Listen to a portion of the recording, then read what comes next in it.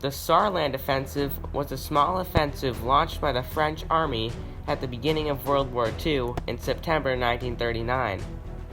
On September 3, 1939, France and Britain declared war on Germany after the Germans launched their invasion of Poland just 2 days before. Earlier, in March 1939, Poland secured a military alliance with France and Britain, who were determined to prevent further German aggression after Germany had invaded Czechoslovakia.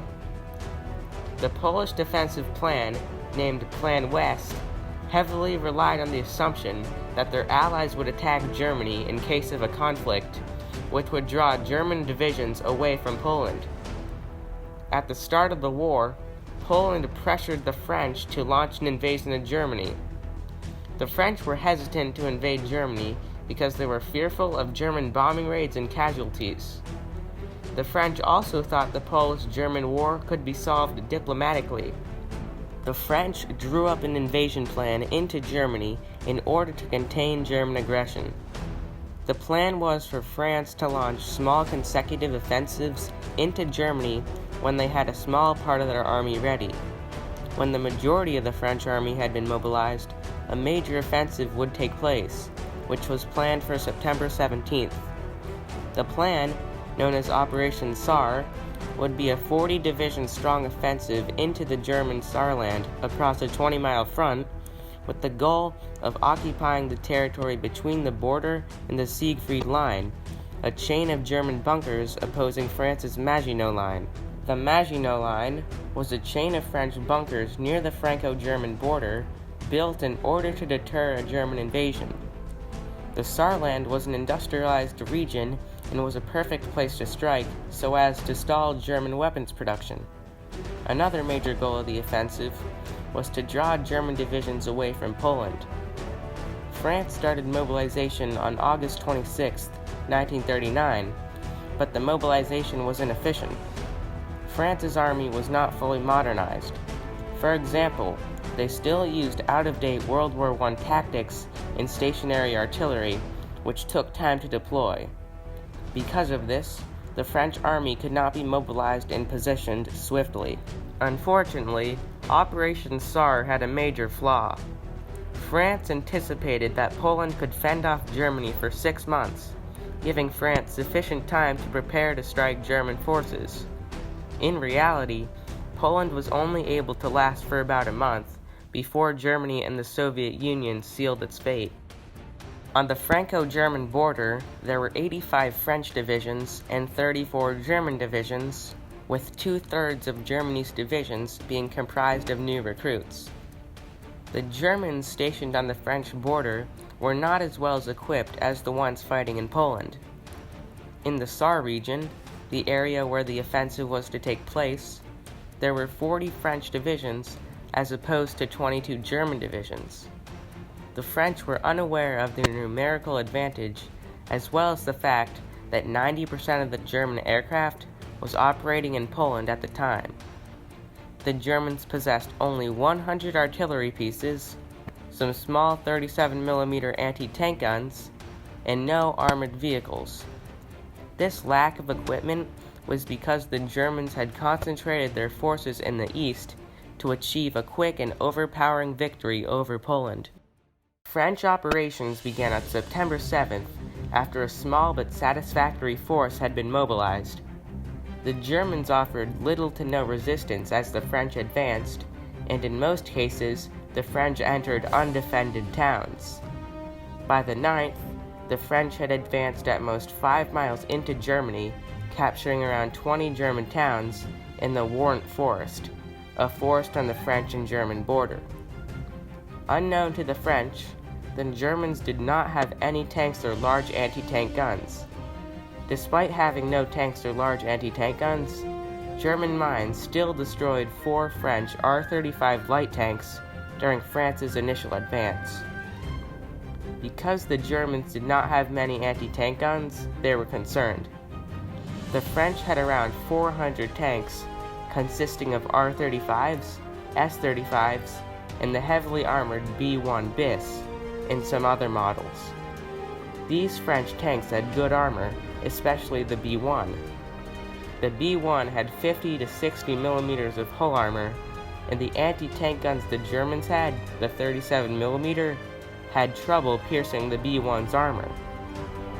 The French tanks were used in small operations without infantry, artillery, or aircraft.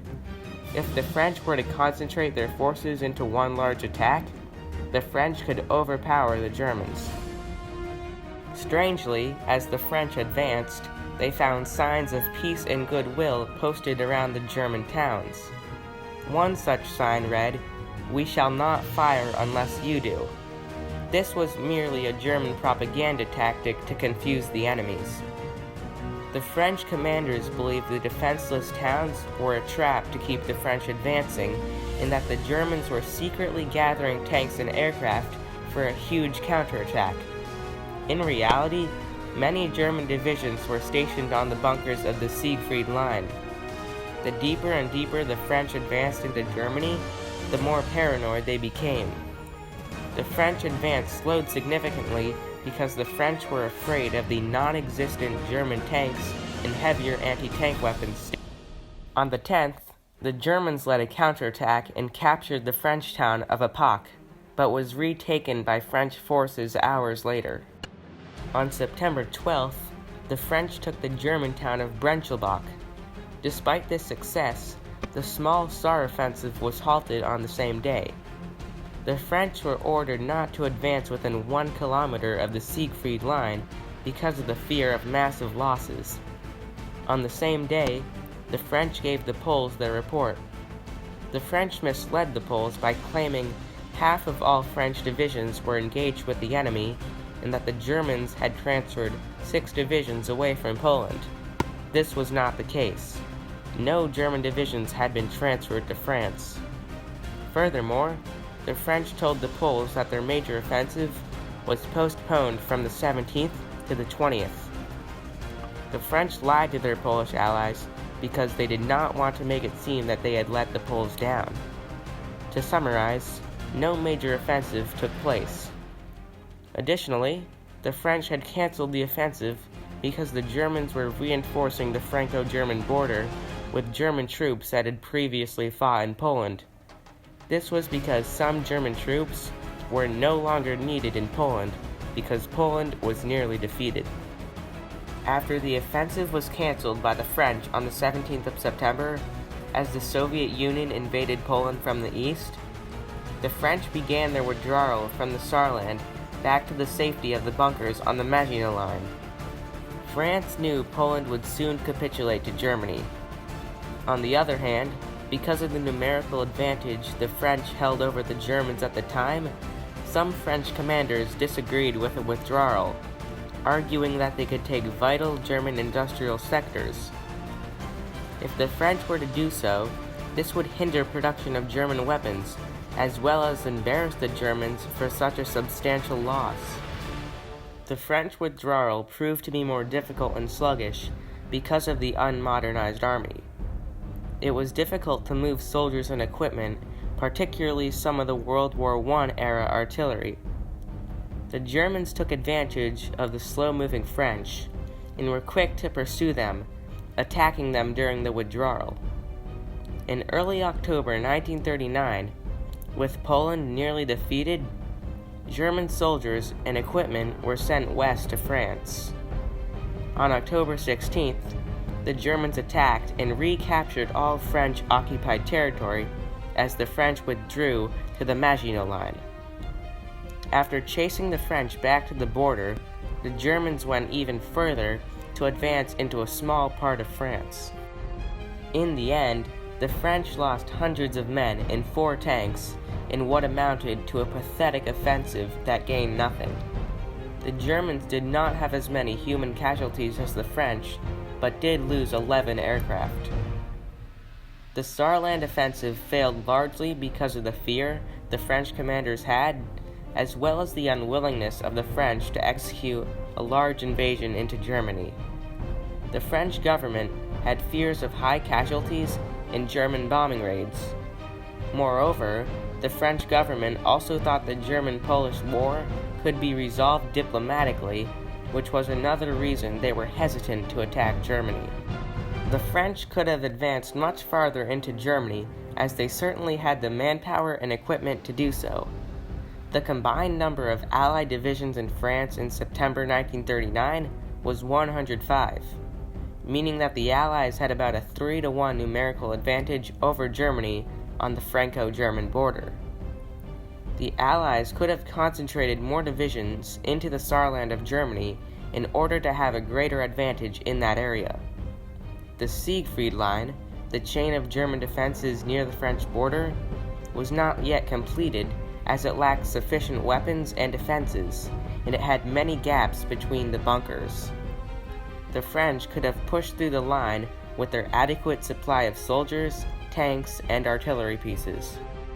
Alfred Jodl, chief of the operations staff of the German armed forces, claimed at the Nuremberg trials that the only reason the Germans survived 1939 was that the approximate 105 Allied divisions in France were completely inactive against the 23 ill-equipped German divisions in the Saarland. If they wanted to, the French, along with their British allies, probably could have broken parts of the Siegfried Line's defenses, clearing the path for a larger invasion of Germany.